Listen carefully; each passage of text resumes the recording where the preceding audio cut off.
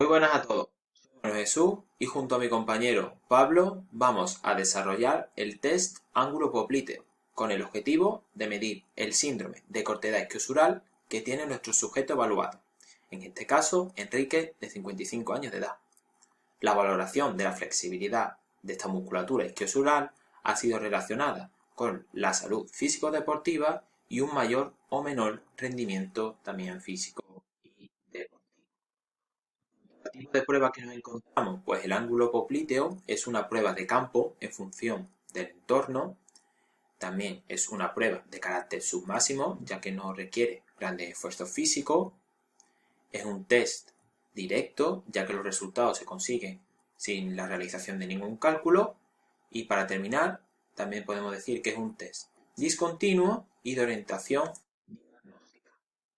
El objetivo de este test de ángulo popliteo será medir la extensibilidad de los isquiosurales, de la musculatura isquiosural.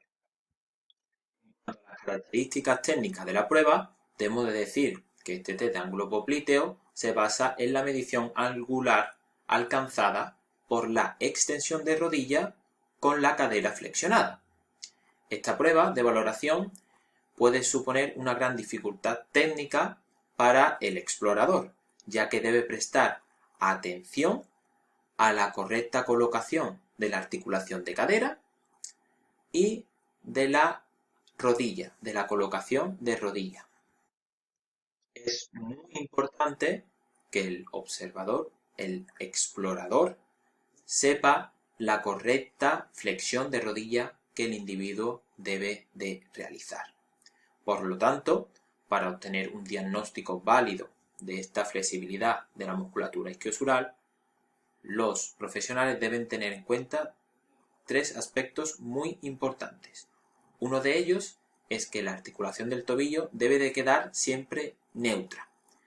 También deben de seleccionar la prueba de ángulo popliteo en su modalidad pasiva, ya que resulta de menor complejidad que la modalidad activa.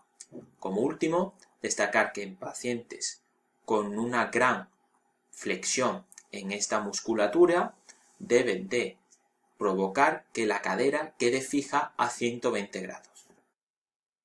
La medida se medirá en grados. Utilizaremos un cronómetro. En cuanto a la fiabilidad y a la validez del test, sabemos que un test es válido cuando mide lo que tiene que medir. En este caso, ángulos con el goniómetro. En cuanto a la fiabilidad, sabemos que la fiabilidad es que realizamos el mismo test a un mismo individuo y da resultados similares. También destacar que hemos utilizado la app Angulus, que es una app fiable y válida, ya que los resultados obtenidos con el goniómetro manual han sido similares, idénticos. La adecuación de la prueba de ángulo popliteo a distintos destinatarios, debemos saber que el ángulo popliteo pues obtiene una mayor frecuencia de cortedad isquiosural a medida que aumentamos la edad. Por lo tanto, a medida que aumentamos la edad, mayor grado va a presentar el test. En cuanto al sexo masculino frente al femenino, el masculino siempre presentará mayor cortedad isquiosural, mayor grado, en comparación con el femenino, en casi todos los casos. ¿Por qué? Porque el sexo femenino, tiene mayor amplitud de movimiento que el sexo masculino.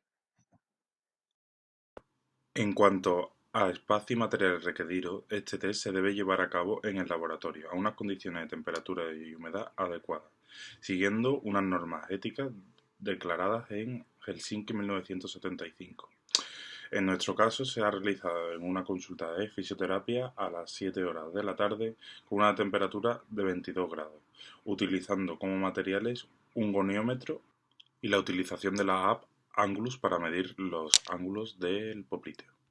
Debido a las características del trabajo, el trabajo se debería realizar por una persona experimentada, algo que los dos evaluadores no son, siendo este uno de los errores de la prueba realizada. En cuanto a las instrucciones dadas al sujeto, se le dijo que debería elevar la pierna poco a poco hasta llegar a una flexión de cadera de 90 grados.